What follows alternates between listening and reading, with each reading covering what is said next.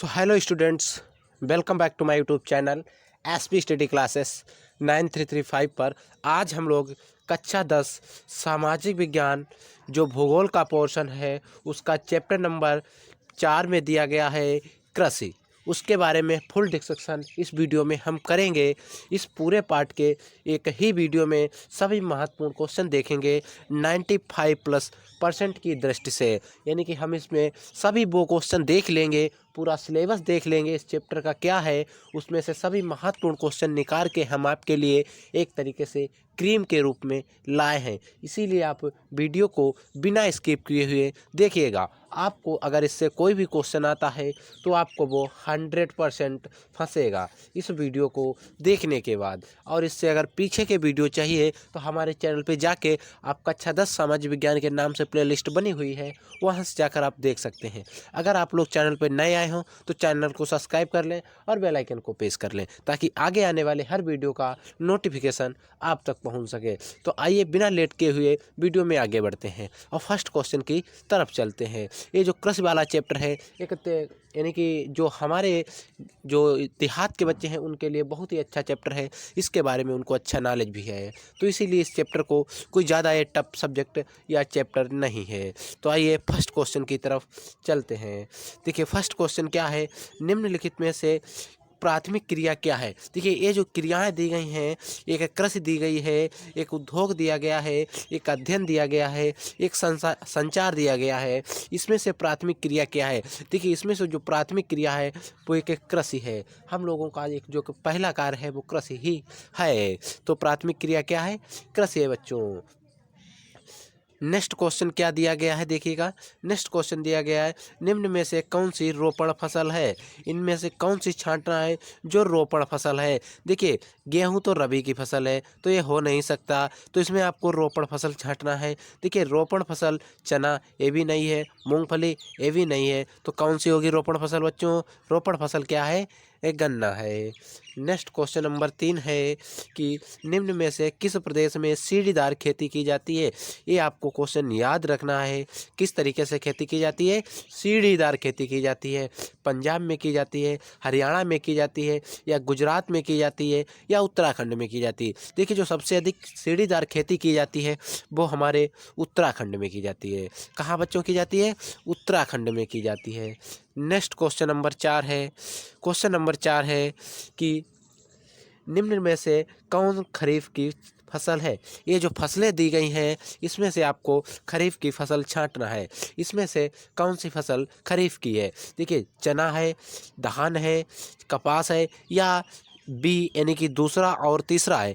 देखिए इसमें जो खरीफ की फसल है वो कौन सी है। देखिए इसमें जो खरीफ की फसल है वो क्या है बच्चों, चना है। नेक्स्ट क्वेश्चन नंबर 5 देखते हैं। सो हेलो स्टूडेंट्स, जो क्वेश्चन नंबर 5 है, देश में बाजरे का सबसे बड़ा उत्पादक राज्य। ये एग्जामिनर के लिए बहुत ही प्रिय क्वेश्चन है, मोस्ट इम्पोर्टेंट, कई बार पूछा जा चुका है। ठीक है, देश में बाजरे का सबसे बड़ा उत्पादक राज्य क्या है, पंजाब है। यानी कि देखिए इसमें राज्य देना चाहिए लेकिन यहाँ विकल्प गन्ना लिखा है, आप हटा दीजिए। राजस्थान है या उत्तर प्रदेश है। देखिए देश में सबसे अधिक अगर बाजरे वाले उत्पादक राज्य की बात की जाए तो वो है राजस्थान। ठीक है, कौन सा बच्चों, राजस्थान है। नेक्स्ट क्वेश्चन है, निम्न में से कौन सी रेशेदार फसल है, जिसमें रेशे निकलते हैं, रेशेदार फसल है। कपास है, जूट, प्राकृतिक रेशम, ये सभी। देखिए कपास में भी रेशे जैसी होती है, जूट में भी होती है प्राकृतिक रेशम, यानी कि इसमें सही हो जाएगा, ये सभी हैं रेशेदार फसलें।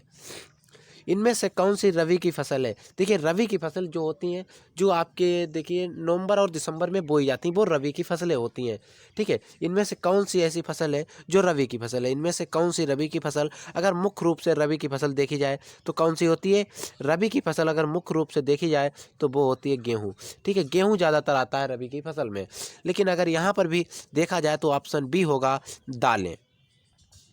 ठीक है, नेक्स्ट क्वेश्चन नंबर 3 है, यानी कि क्वेश्चन नंबर 8 है, निम्न में से कौन सी अखाद्य फसल है। अखाद्य फसल है, कपास, गन्ना, गेहूं, चावल। अखाद्य मतलब बिना खाने वाली। क्या आप कपास को खा सकते हैं, नहीं खा सकते हैं। कौन सी फसल है अखाद्य, कपास।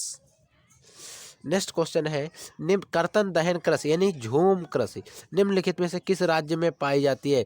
झूम कृषि जो है वो किस राज्य में पाई जाती है, उत्तर प्रदेश में, राजस्थान में, उत्तराखंड में या मिजोरम में। देखिए जो झूम कृषि है वो ज़्यादातर कहाँ पाई जाती है बच्चों, मिजोरम में पाई जाती है। तो ये क्वेश्चन थे। और नेक्स्ट क्वेश्चन नंबर 10 है।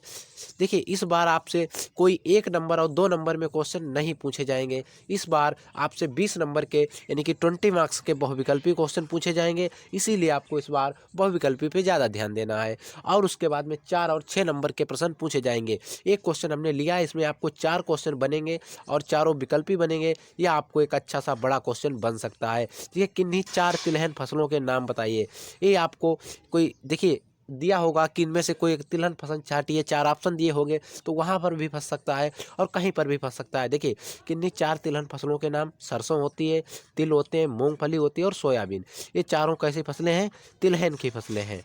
तो ये क्वेश्चन इंपॉर्टेंट है, आप इसको अच्छी तरीके से पढ़कर जाएंगे। नेक्स्ट क्वेश्चन है कि रोपण कृषि क्या है। ये क्वेश्चन अभी तक जो पीछे के एग्जाम हुए हैं उनके लिए, एग्जामिनर के लिए सबसे प्रिय क्वेश्चन था, रोपण कृषि क्या है। रोपण कृषि पर बहुत क्वेश्चन आते हैं।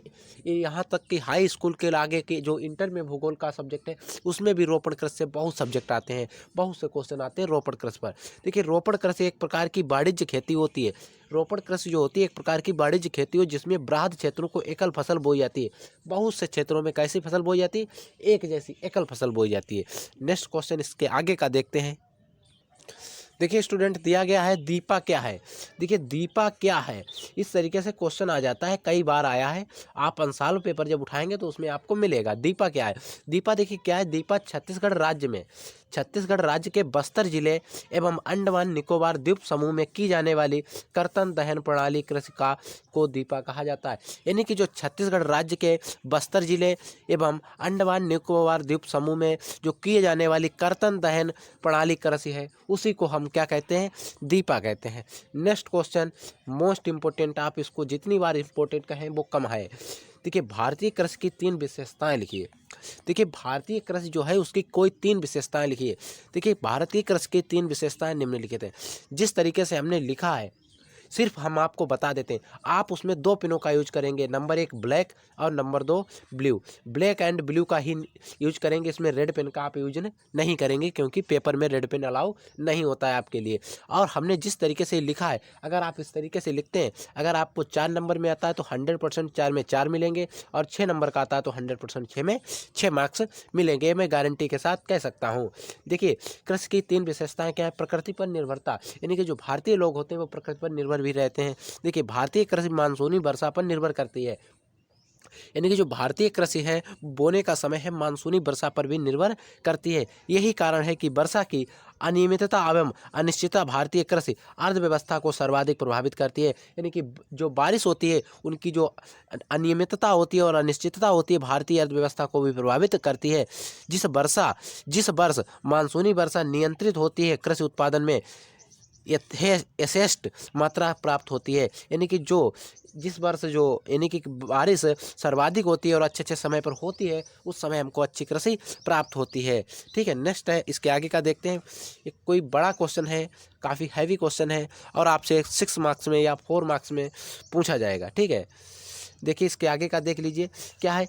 नंबर 2 में देखेंगे कृषि के 3 निम्न उत्पादकता, यानी कि कृषि की जो निम्न उत्पादकता है उसमें क्या है। देखिए भारत में कृषि उपजों का प्रति हेक्टेयर उत्पादन अपेक्षाकृत अन्य देशों से कम है। यानी कि जो भारत है उसमें जो प्रति हेक्टेयर जो उत्पादक क्षमता है वो अन्य जो देश हैं उनसे कम है।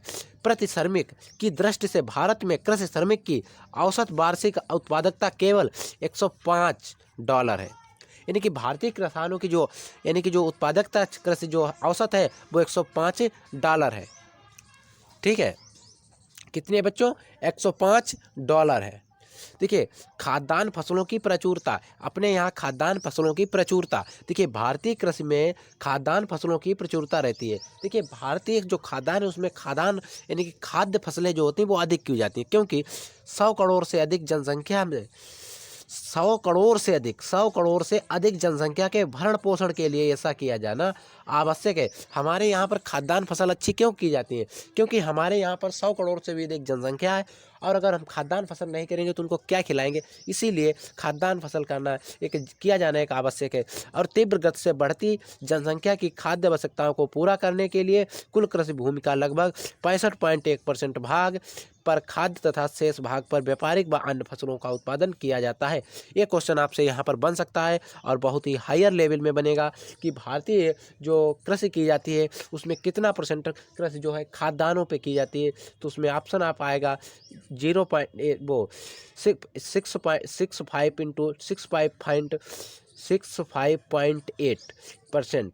ये आपके लिए मोस्ट इम्पोर्टेंट है, और आप इसको 100 से घटा दीजिए तो आ जाएगा कितने पर व्यापारिक कृषि की जाती थी। ये है डिस्कशन वीडियो। अगर आपको वीडियो अच्छा लगा तो वीडियो को लाइक करें, चैनल को सब्सक्राइब करें, और 2023 बोर्ड से जुड़ी हर खबर के लिए आप हमारे साथ जुड़ जाइए। हम मिलेंगे एक नए वीडियो में नए टॉपिक के साथ। तब तक के लिए जय हिंद।